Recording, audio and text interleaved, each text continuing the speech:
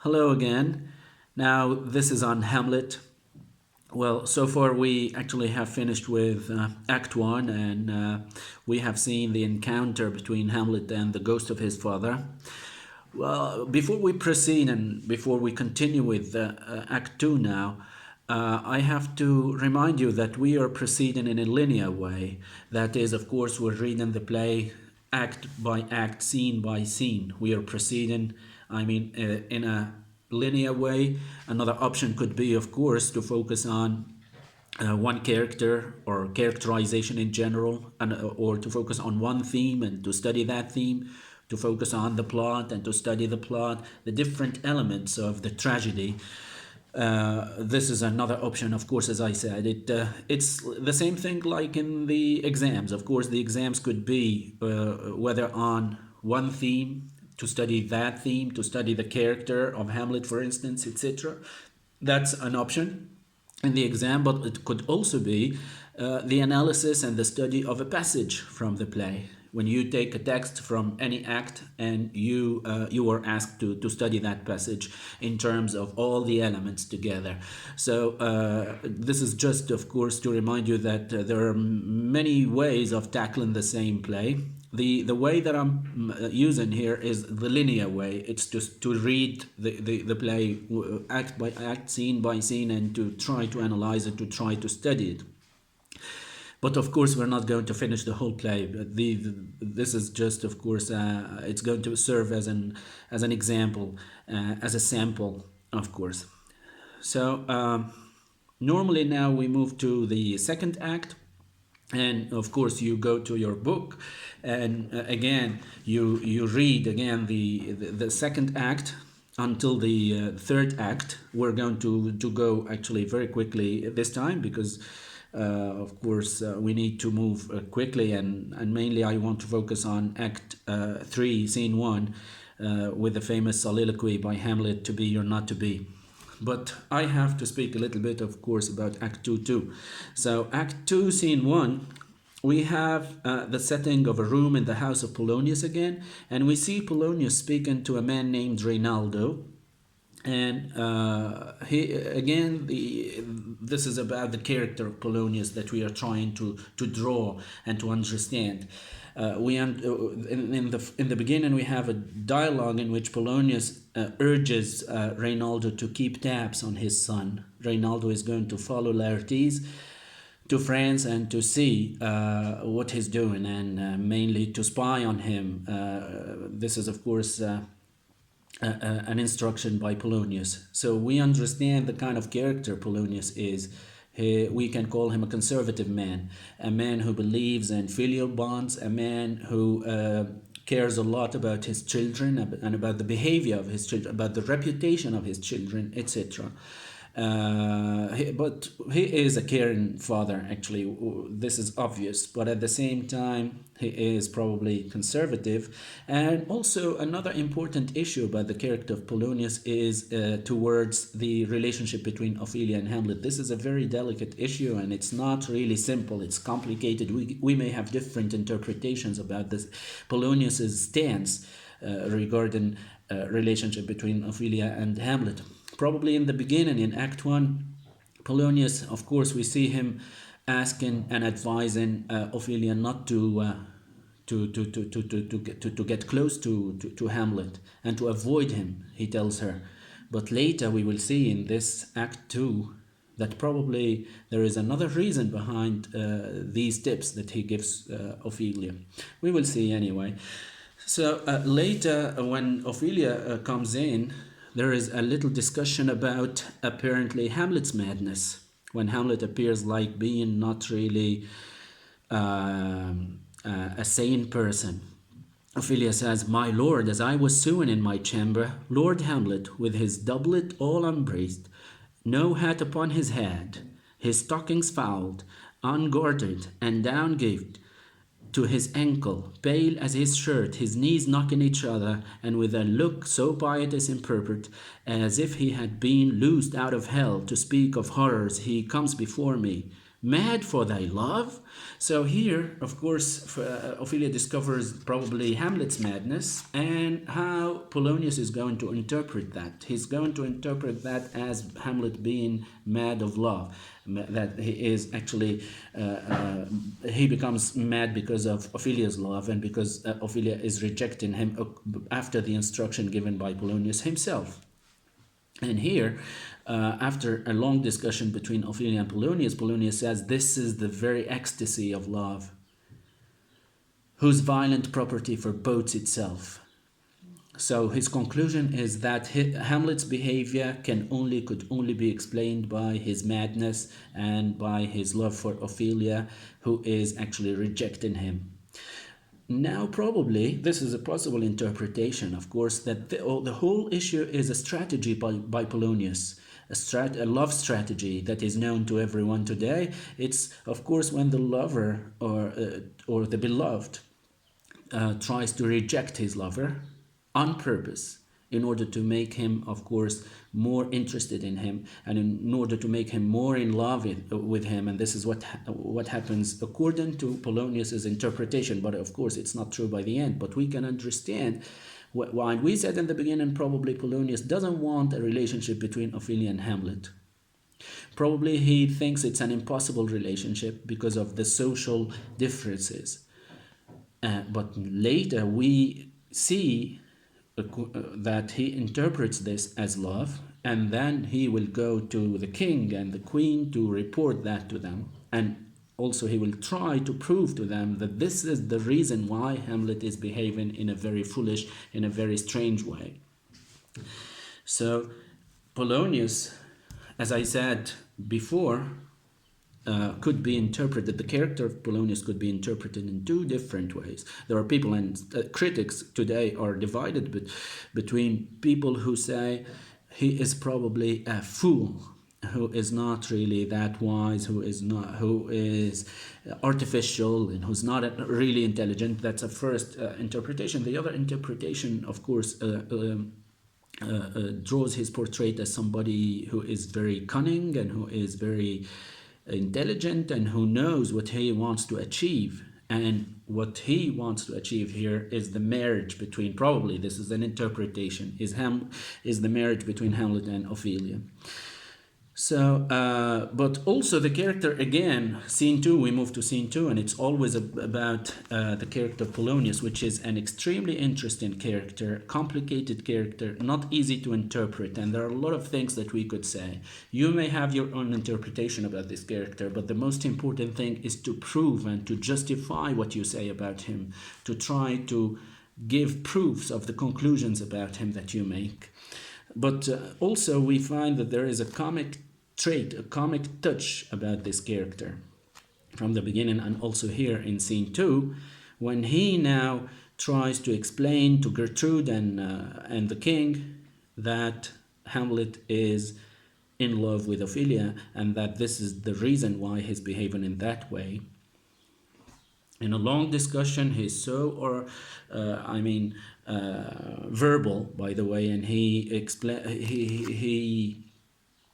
in order to say something very short, he uses a lot of sentences, a lot of descriptions and metaphors, etc. And that's his, attitude. Here, for example, when ironically, and this is why I said he's also a relatively a comic character, when he says ironically, "Therefore, since brevity is the soul of wit," this is another very famous quotation from Shakespeare's Hamlet, and it is expressed by Polonius here. It's like proverb today: brevity is the soul of wit, or the brevity is the soul of wisdom. And although he says brevity, which means you need to be brief, you need to explain things very quickly, but he spends a lot of sentences to say just one thing, which is Hamlet is mad because of his love. And since brevity is the soul of wit and tediousness the limbs and outward flourishes, I will be brief. Your noble son is mad. Mad, call I it, for to define true madness, what is it but to be nothing else but mad? But let that go. So you see how, of course, he expands on the idea, etc., while saying that I will be brief. The queen tells him here, more matter with less art. Please tell us the matter of things and avoid art, avoid this vocabulary and avoid all these descriptions, etc. I swear I use no art at all, madam. That he is mad, 'tis true. 'Tis true, 'tis pity, and pity 'tis true, a foolish figure. But farewell it, for I will use no art. Mad, let us grant him then, and now remains that we find out the cause of this effect, or rather say the cause of this defect. For this effect, defective comes by cause. You see all this, of course, delay, this postponing of the real matter, because of course he needs to say that he is mad because of his love for Ophelia. Of course he expands and expands and explains and explains before giving the essence of the matter. So comes by cause, thus it remains, and the remainder thus perpend. I believe that this is of course comic, as I said, but it also means probably he is hesitant about unveiling his intention, his own intention, because I believe personally one of the possible interpretations is that he really wants to establish a kind of relationship, maybe marriage between Ophelia and Prince Hamlet. Well, let's now move on and forget about Polonius. So as I said, a lot of things could be said about Polonius, a lot of different interpretations. But we also have in this scene 2, and by the way, Act 2, Scene 2 is the longest scene in the whole play. It's very long, and there are a lot of things to explore in this scene, also about Hamlet, not only about Polonius. And there are a lot of other things that could be said about Polonius and his strategy, the potential strategy that he's using. If you agree, of course, if you take this wave and if you think that he is using a kind of strategy when it comes to how he deals with the relationship between Hamlet and Ophelia, there are a lot of dialogue and a lot of things to be said, but of course we need to skip a little bit. So then after that, there's another important issue that we need also to focus on is the use of theater itself inside the play. And here, this is what is called by critics the play within the play. We have a play within the play in Hamlet. Hamlet is going to invite players, actors, and who are going to perform a play in front of the court, in front of the king and queen, and we will see that this will be a strategy used by Hamlet. But also another instant of acting is when Polonius informs the queen and the king that he's going to lure Hamlet into confessing his love for Ophelia when Hamlet comes. So he tells them, now watch, I'm going to try to make him speak about his love for Ophelia, but he doesn't succeed in that. And this is also another very interesting scene in the play.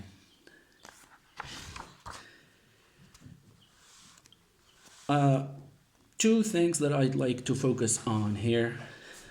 First of all, the play within the play and its significance. Another thing that would lead us to be or not to be, the soliloquy, is Hamlet's conception of the word, conception of the dualities of the word, like good and bad, like life and death, in to be or not to be. This is an extremely important detail in the play, and also in addition to, as I said, the play within the play. These two details, in addition to other details, or these two elements, let's say, they made critics call the play a postmodern play.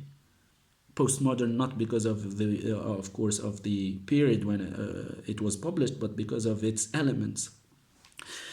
There are different elements in the play that are rather in harmony with what we call postmodern features of drama and postmodern features of literature. First of all, there is the identity crisis and the internal crisis of the main character, the protagonist Hamlet. Hamlet is not living a crisis with other with the antagonist. Only he's not having a crisis only against an antagonist, but he is divided inside, which is something that we cannot find in classic tragedies. It's rather a postmodern feature, a crisis within.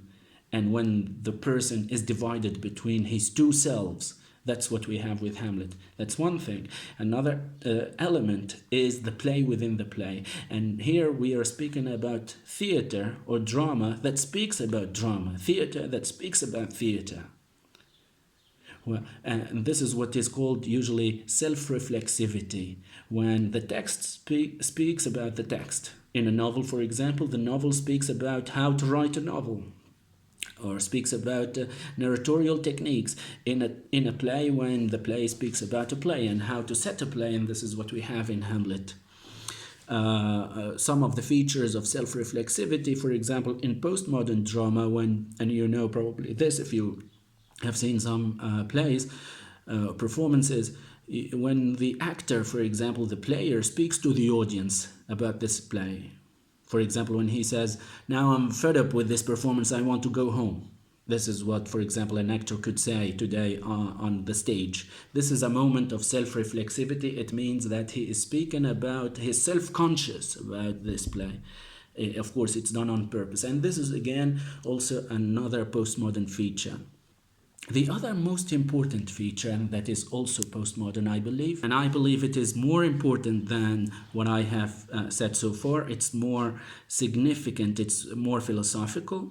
It's the idea that that the human concepts of good and evil, the human concepts of life and death, and all those dichotomies that we have seen, you are familiar with this when we studied, of course, deconstruction, when we studied post-structuralism, when we studied postmodernism. We have this in Hamlet. The idea that these dichotomies and these divisions between what is good and what is evil, between what is life and what, these are conventional, and they are made by human beings, and they are not real. They do not really exist in reality. They are actually constructions made by human beings. This is the idea of deconstruction, Derrida, which means, of course, to destroy what we constructed ourselves, because this is not real. This is not something that is found in reality. It's something that we fabricated, that we made. Well, strangely enough, we have this in Hamlet, a play that was written in the beginning of the 17th century and not in the late 20th century or the 21st century. For example, again, in the same scene 2, Act 2, Scene 2, which is a very long scene, as I said, Hamlet says, for instance, before we speak about to be or not to be, what I'm saying here, of course, is obvious in to be or not to be. But even before that, Hamlet says, to Rosencrantz, his friend, why then 'tis none to you, for there is nothing, he says, for there is nothing either good or bad. There is nothing either good or bad, but thinking makes it so. So only thinking makes this division between what is good and what is bad. It always, when we speak about good and bad, I remember Nietzsche's book, which is a precursor of postmodernism and postmodern thought, the book by Nietzsche, which is called Beyond Good and Evil, Beyond Good and Evil, to go beyond good and evil. And here Hamlet speaks about this idea of going beyond good and evil. There is nothing either good or bad, but thinking makes it so. It is only the fabrication, the construction of our human thinking that we come through that. Only we come to distinguish between and to categorize things between good and evil, and then of course you can take all the other dichotomies and dualities in life. And here it means that without the human thinking, because humans are of course endowed with thinking, the faculty of thinking, beyond that faculty of thinking, then there would be no good, no bad, no woman, no man, no life, no death.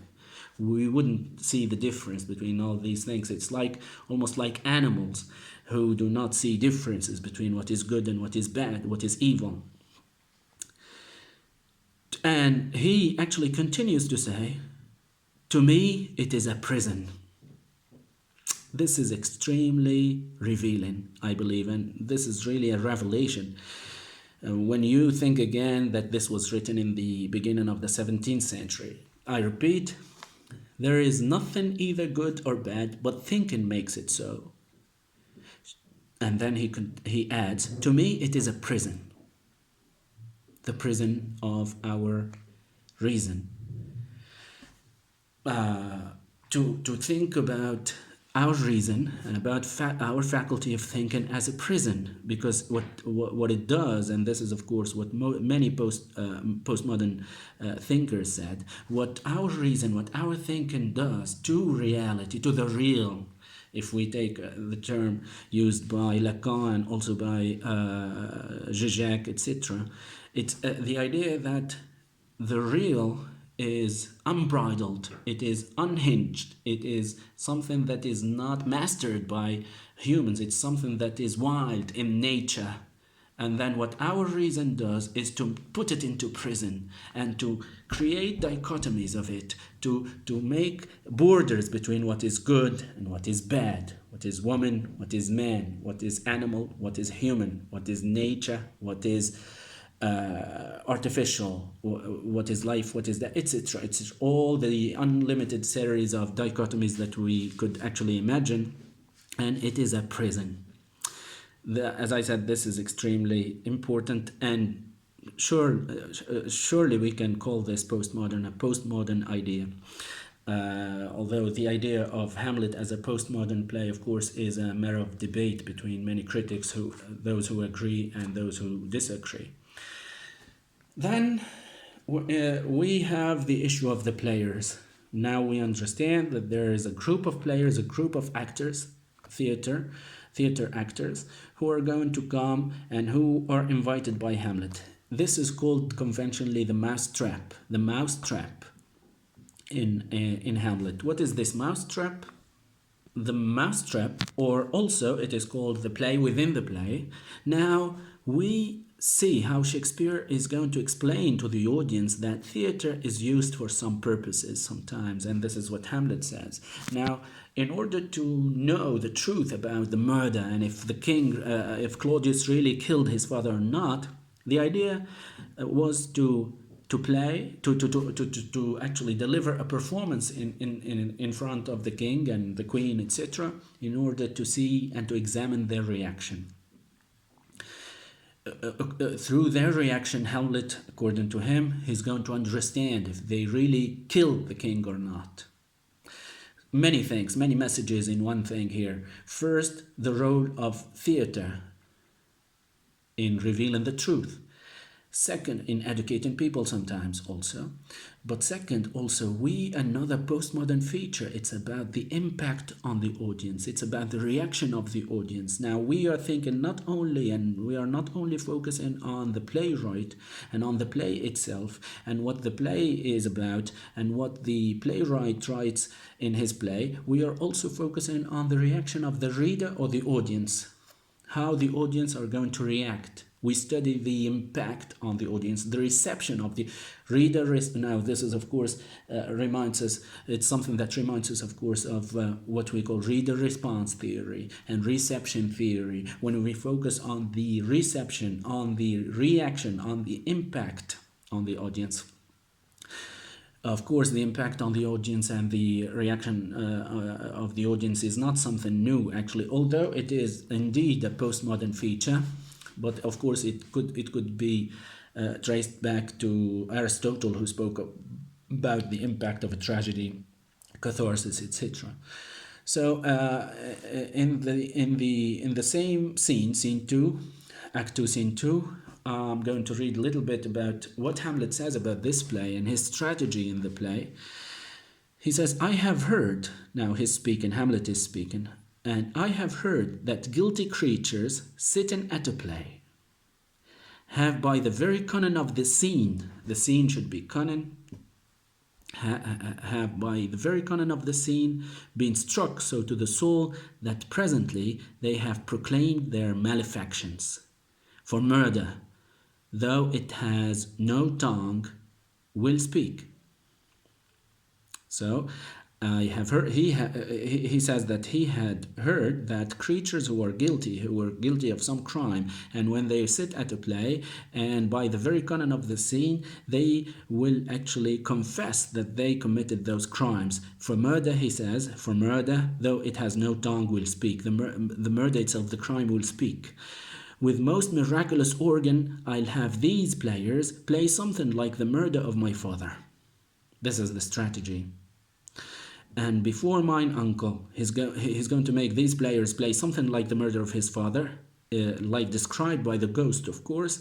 Before mine uncle, I'll observe his looks, and then I'll examine how the king is going, how Claudius is going to react. I'll tend him to the quick. If he but blanch, I know my course. The spirit that I have seen may be a devil, the ghost that I have seen may be a devil, and the devil has power to assume a pleasing shape. Yeah, and perhaps out of my weakness and my melancholy, as he is very potent with such a spirit, abuses me to damn me. I'll have grounds more relative than this. Now, he finishes this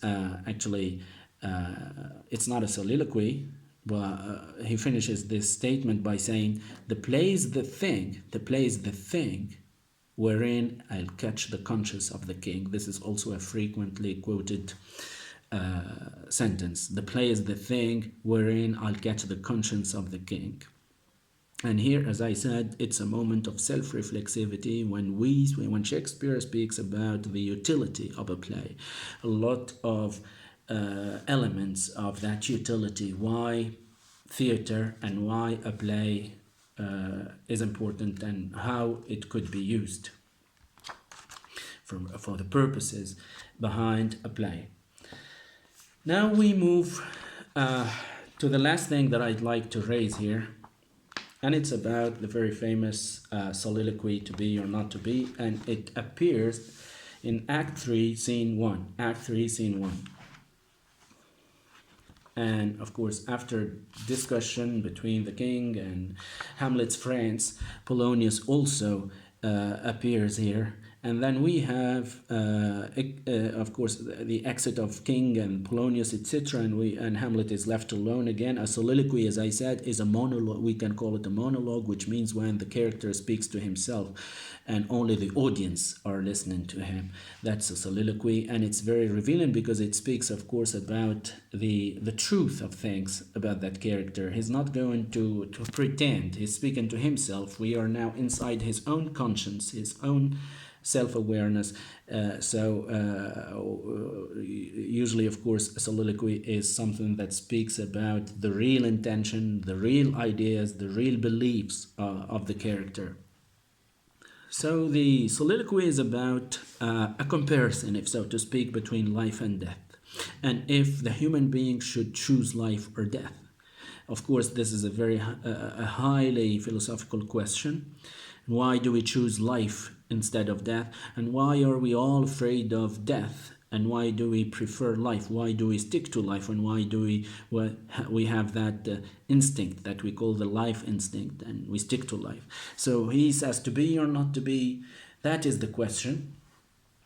This is, of course, the most frequently quoted statement by Hamlet.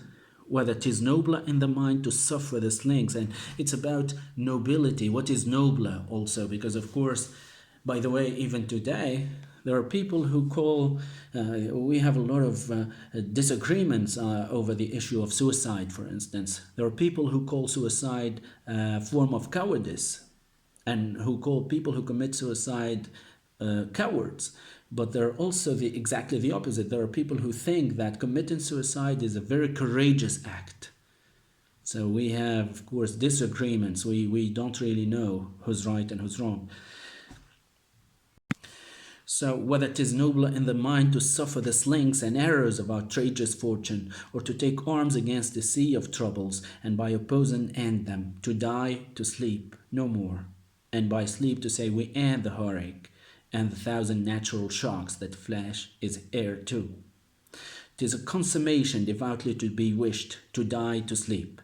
So here, the first idea is probably that dying is like sleeping. Death is the final sleep, and it's the final peace.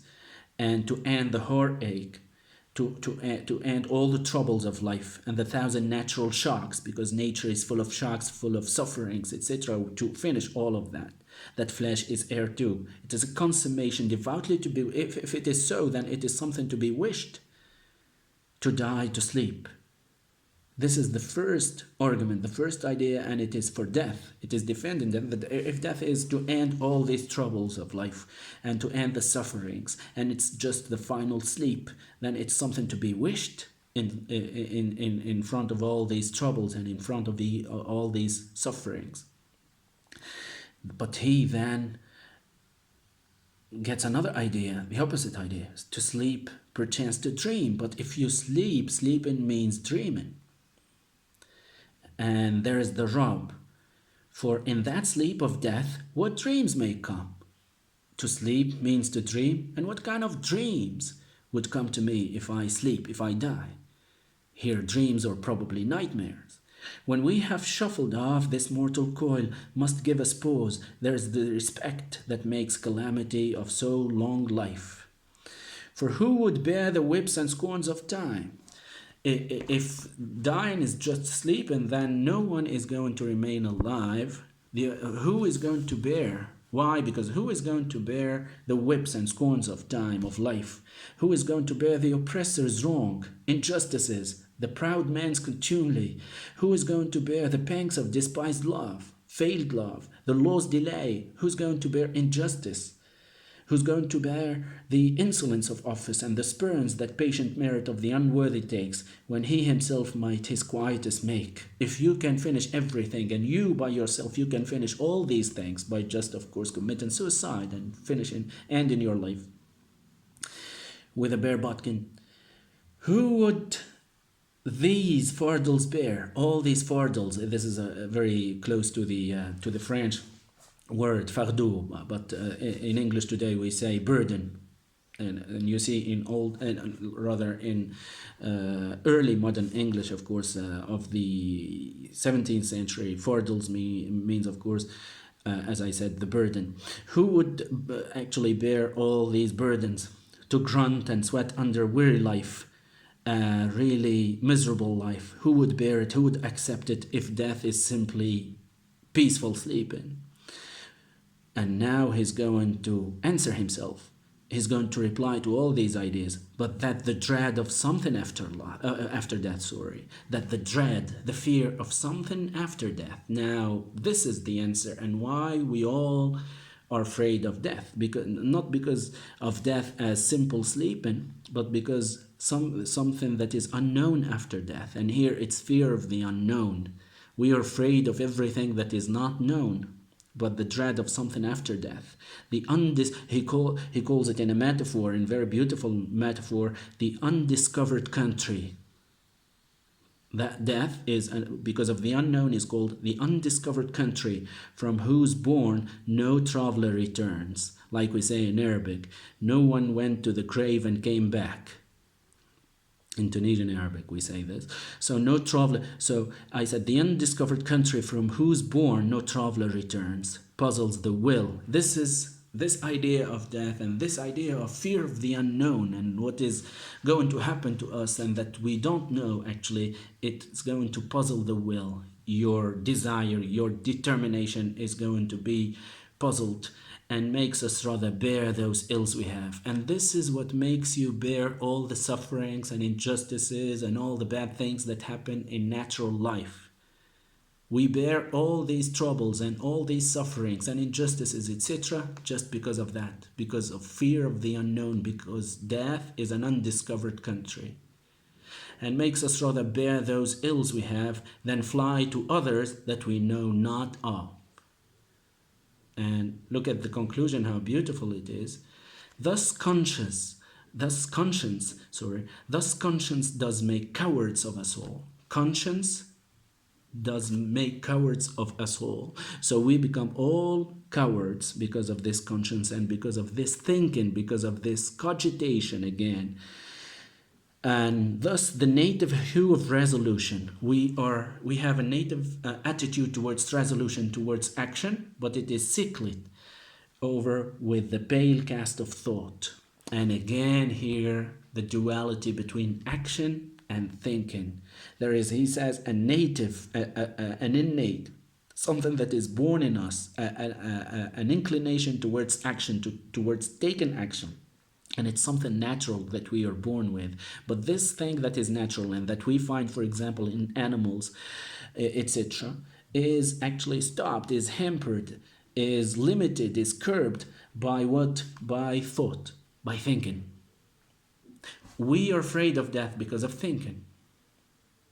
And enterprises of great pith and moment with this regard their currents turn away and lose the name of action. We lose the name of action because of this. Again, so you see in this soliloquy that there is a kind of juxtaposition between life and death.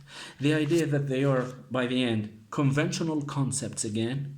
The idea that was expressed earlier, that all these dichotomies and distinctions between these dualities are made by human thinking only. We don't know the reality of things, but we created this kind of reality. And also another opposition between action and thinking, action and thought, that I talked to you about in the beginning. So while action is something probably innate, something born with us, something natural, and we can probably think about action inside among animals, for example, animals who do not usually, of course, we can be proven wrong, but generally animals are not afraid of death. They, consciously, of course, they have the instinct of life, of course, but they do not think about an unknown country that we are going to after death. And so they are more inclined, natural people and also animals are more inclined towards action, towards moving to action immediately. But thinking people are more coward than these people who are inclined towards action. And here we have again the opposition between action and thinking. And if you think twice and if you overthink, then you will not act. This is again what happens to Hamlet and what is actually summarized in the word procrastination. What is procrastination in Hamlet and also elsewhere, even in our daily lives?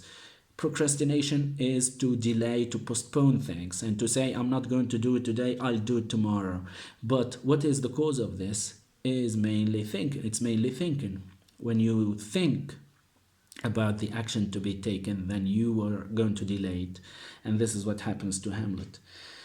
Opposition between action and thinking could also be taken and should also be taken on a broader level, philosophical level, that if you think, you will understand that action is unnecessary sometimes, is useless sometimes.